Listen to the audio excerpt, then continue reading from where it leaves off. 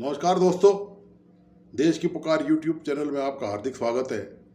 दोस्तों, इस वीडियो को आखिर तक ज़रूर देखें और प्लीज़ इस यूट्यूब चैनल को लाइक सब्सक्राइब करना और बेल आइकॉन दबाना नहीं भूलें।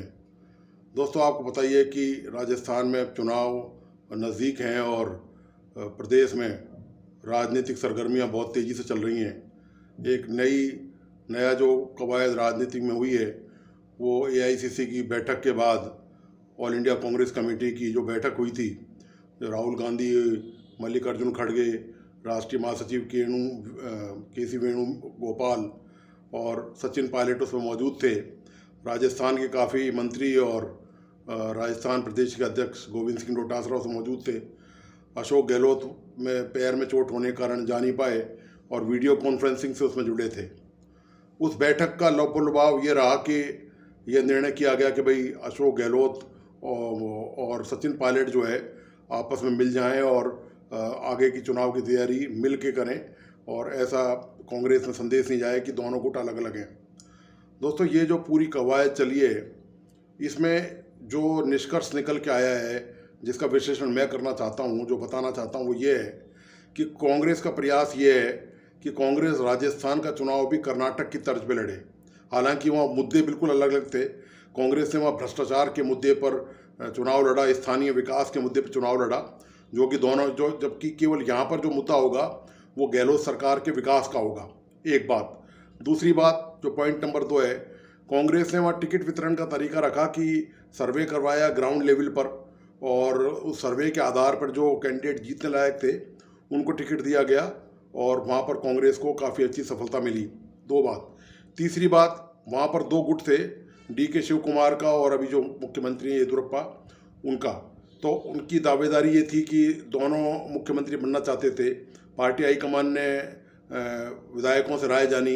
विधायकों से राय जाने के बाद येदियुरप्पा के समर्थन में ज़्यादा विधायक आए और उनको मुख्यमंत्री बना दिया गया और डीके शिव कुमार उप मुख्यमंत्री बने वहाँ पर और उनको दूसरे महत्वपूर्ण विभाग भी दिए गए।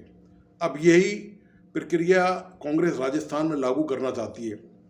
आप देखिए, सवाल इस बात का है कि ये प्रक्रिया राजस्थान में लागू हो जाएगी तो इसमें जो फ़ायदा रहेगा सबसे ज़्यादा वह निश्चित तौर पर अशोक गहलोत गुट को रहेगा।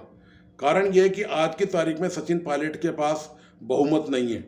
बहुमत होता तो जब वे पार्टी छोड़ के गए तभी वो पर्याप्त विधायक जुटा सकते थे उस समय, लेकिन वो ऐसा नहीं कर सके। उसके बाद जब उनकी री एंट्री हुई तो निश्चित तौर पर उनके पास विधायकों की 15 से ज़्यादा, 20 से ज़्यादा संख्या नहीं है। तो लेकिन और जो मेजोरिटी है वो आज की तारीख में अशोक गहलोत ग्रुप के साथ है। तो जब चुनाव की प्रक्रिया जब होगी, जब चुनाव इलेक्शन हो जाएंगे और मान लीजिए कांग्रेस सत्ता में आती है, भारतीय जनता पार्टी नहीं आती है, हार जाती है, तो उस स्थिति में निश्चित तौर पर आप ये मान के चलिए कि जो विधायक हैं उनमें से काफ़ी हद तक यदि प्रेजेंट विधायकों को उनकी परफॉर्मेंस के आधार पर भी टिकट दिया जाता है, 70-80% को भी टिकट दिया जाता है, उनके टिकट नहीं काटे जाते, या जो हार गए थे उनको भी कंसीडर किया जाता है, वे सब के सब उनमें से बड़ा हिस्सा, 70-80% हिस्सा अशोक गहलोत के साथ है आज की तारीख में। और निश्चित तौर पर वो अशोक गहलोत के साथ ही रहेंगे क्योंकि उनको, विधायकों को भी इस बात का अनुभव है और अंदाज़ा है कि भविष्य में भी सचिन पायलट जो है वो मुख्यमंत्री के प्रबल दावेदार नहीं होंगे। भले ही पार्टी ने उनके कान में कोई मंत्र फूका हो, कुछ भी उनको अंदर कहा हो, कोई आश्वासन उनको दिया हो, कोई बड़ा ख्वाब सचिन पायलट को दिखाया हो, लेकिन जब विधायकों द्वारा अपना नेता चुने जाने की प्रक्रिया होगी, जो संसद जो नेता है कि विधानसभा में, तो उसमें निश्चित तौर पर आप ये मान के चलिए कि पलड़ा पूरी तरह से एक तरफ झुका रहेगा और वह अशोक गहलोत की तरफ ही झुका रहेगा। अब सवाल ये है कि जो प्रक्रिया होगी वो क्या होगी। प्रक्रिया वही होगी कि यहाँ पर ग्राउंड लेवल पर सर्वे किया जाएगा तो निश्चित तौर पर जो जीतने वाले कैंडिडेट हैं उन पर ही कांग्रेस को ये चाहेगी कि कांग्रेस उनको उम्मीदवार बनाया जाए और वे ज़्यादातर समर्थक आज की तारीख में भी अशोक गहलोत के साथ ही हैं। सचिन पायलट के साथ उतने समर्थक नहीं है। यदि सचिन पायलट के साथ उतने समर्थक होते तो सचिन पायलट को अभी जो समझौता हुआ है वह करने की नौबत नहीं आती। निश्चित तौर पर यह समझौता सचिन पायलट के लिए कहीं ना कहीं घाटे का सौदा साबित हुआ है क्योंकि सचिन पायलट के जो मुद्दे थे उन मुद्दों को लेकर भी कांग्रेस चुप है, खुद सचिन पायलट भी उन मुद्दों को लेकर चुप है। वे इस मुद्दे पर बात नहीं कर रहे हैं और वो यही कह रहे हैं कि इनका समाधान हो गया है, इनका समाधान कर दिया जाएगा।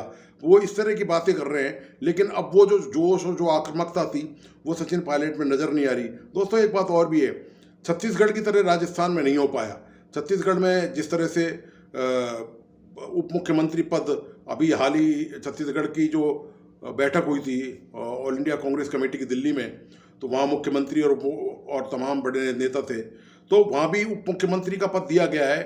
तो लेकिन ये संतुलन राजस्थान में नहीं किया गया कि निश्चित तौर पर अब जब चुनाव होंगे उस समय अब सचिन पायलट के साथ देखना है कि पार्टी उनको क्या जिम्मेदारी देती है, क्योंकि ये तो तय है कि उन्होंने एक बात तो क्लियर कर दी कि भाई राजस्थान नहीं छोड़ेंगे, वो कोई ऐसा पद दूसरे राज्य का प्रभार या इस तरह की चीज़ नहीं लेंगे, क्योंकि उनको राजस्थान में ही अपनी राजनीति करनी है और उनके समर्थक नहीं चाहते कि वो राजस्थान से कहीं बाहर जाएं।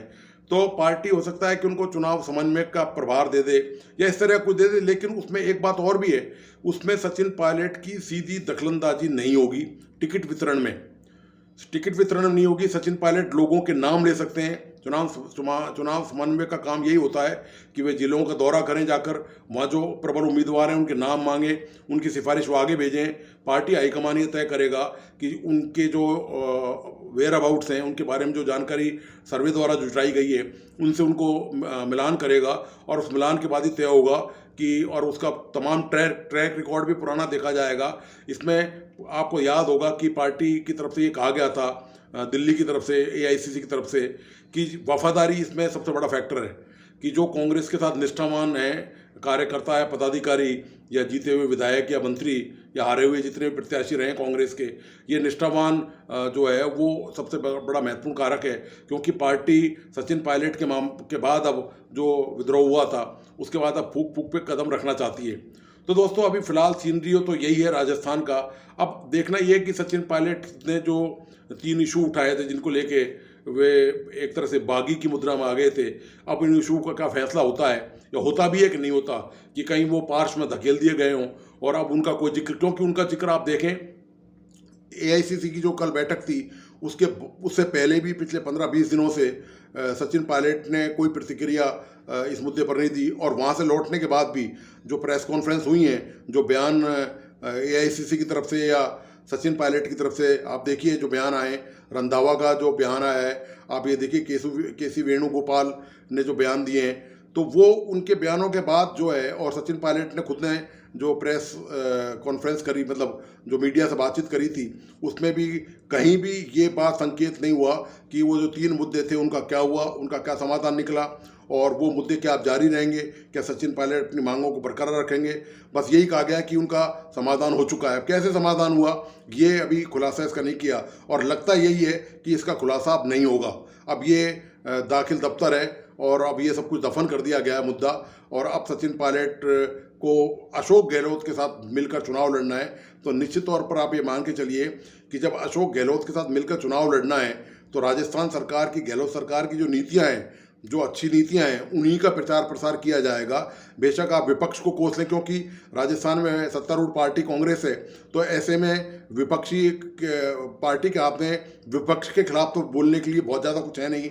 केवल ये है कि वो नरेंद्र मोदी के खिलाफ बोल सकते हैं, अमित शाह के खिलाफ बोल सकते हैं और तमाम चीज़ बोल सकते हैं, लेकिन अल्टीमेटली तो उनको राजस्थान के विकास पर फोकस करना पड़ेगा और उन मुद्दों को लेकर ही आम लोगों के बीच में जाना पड़ेगा, पार्टी के कार्यकर्ताओं को साथ लेना पड़ेगा इन मुद्दों के साथ ही उनको।